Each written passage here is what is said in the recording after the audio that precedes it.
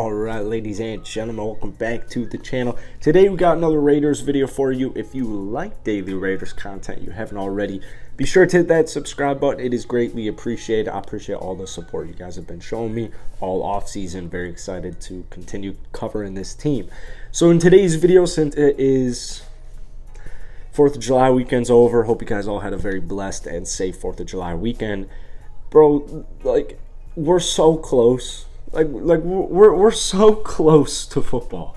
We just have to get through a couple more weeks until things start to ramp up again. So things are kind of slow in the news world, but PFF dropped an article like a week ago or whatever, ranking the teams. And I know I made a brief video talking about, I think, the secondary based on this article. But I wanted to give kind of like a live reaction to it because I genuinely don't know how you rank a team that made the playoffs, got better, retained their critical and important players, and made big additions in Davante Adams and Chandler Jones, who are the best at their position. So I genuinely don't know how you have that team ranked 10-7, especially considering everything the Raiders went through at the start of last season. The fact that they made the playoffs, the fact that they ended the way they did, the fact that they finished 10-7, it's extremely impressive to me. It's extremely impressive to me. So, all right, and keep in mind this is from PFF.com. I don't want any copyright or plagiarism shit on this video.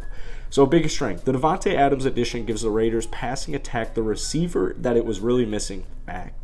Derek Carr ranked first in PFF passing grade on throws between the numbers in 2021 as compared to 22nd on throws outside the numbers. But now he has truly one of the truly elite route runners in the league who can win consistently on the outside at his disposal. Add in Hunter Renfrow and Darren Waller, and Las Vegas passing game has potential to be explosive in 2022.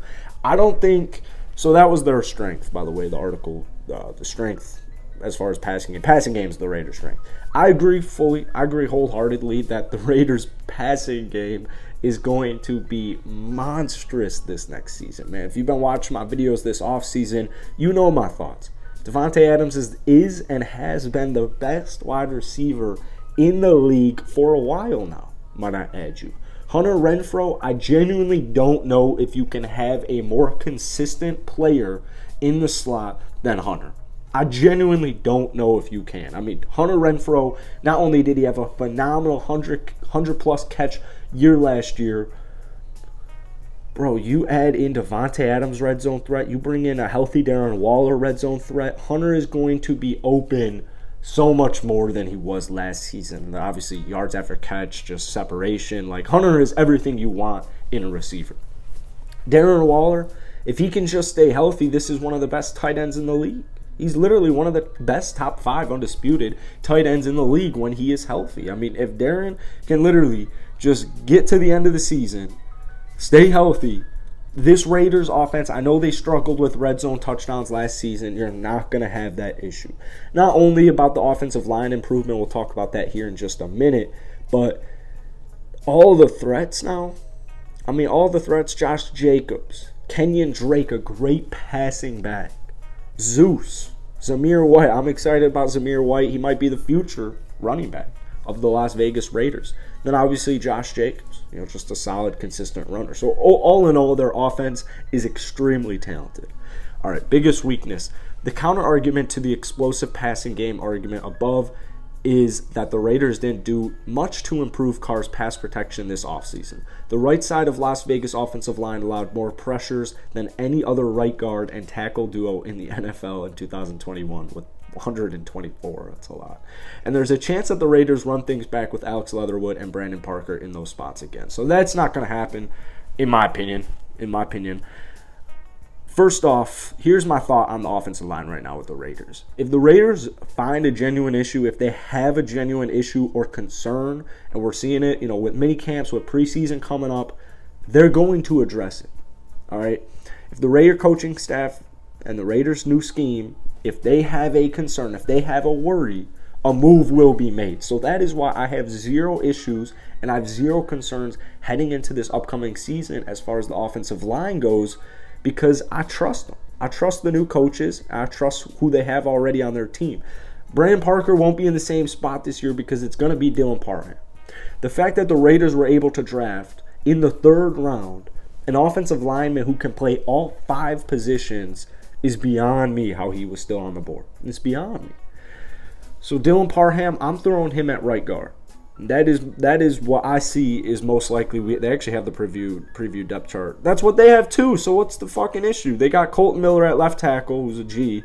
Denzel Good, left guard. Andre James at center. Dylan Parham at right guard and right tackle Alex Leatherwood. So what's the issue, man?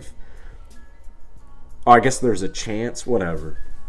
Dylan Parham, a beast. Right guard. He's going to get better as time goes on. I think him and Leatherwood are going to complement each other perfectly. And then that brings us to Alex Leatherwood, last year's first-round draft pick, who had a disastrous rookie season. That's not going to happen, bro. Here's the thing. The Raiders did what they did. They were able to do what they did. They even, like Josh Jacobs, didn't even have that bad of a running year, while the Raiders' offensive line ranked 28th in the entire league. So if you're trying to tell me they're not going to improve and he's not going to improve and that you can actually get worse, there's no way in hell that Alex Leatherwood from last year can get worse. No disrespect. What was his player rating? 45.5. You can't get worse than that. This man is good. He went to Alabama and got drafted in the 1st round for a reason. He's going to be a lot more comfortable. The scheme's going to help him out. The coaches are going to help him out. And they're going to improve. And this is something I've really been dialing home in the last couple of weeks when making my Raiders videos. If the Raiders can just have an adequate offensive line, their offense is going to be extremely difficult to stop. If the Raiders have an above-average offensive line, you're not stopping the Raiders' offense. The only thing that can stop the Raiders' offense is the Raiders themselves. All right.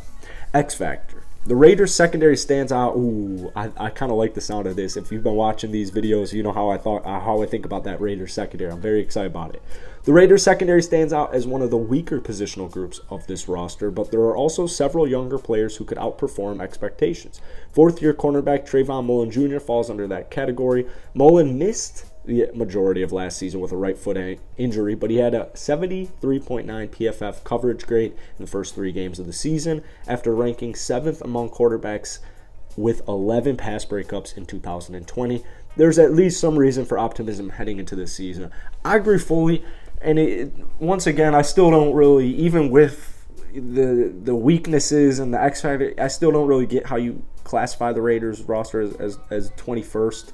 I mean, the Steelers don't even have a quarterback. They're right behind 22. Cardinals are 23?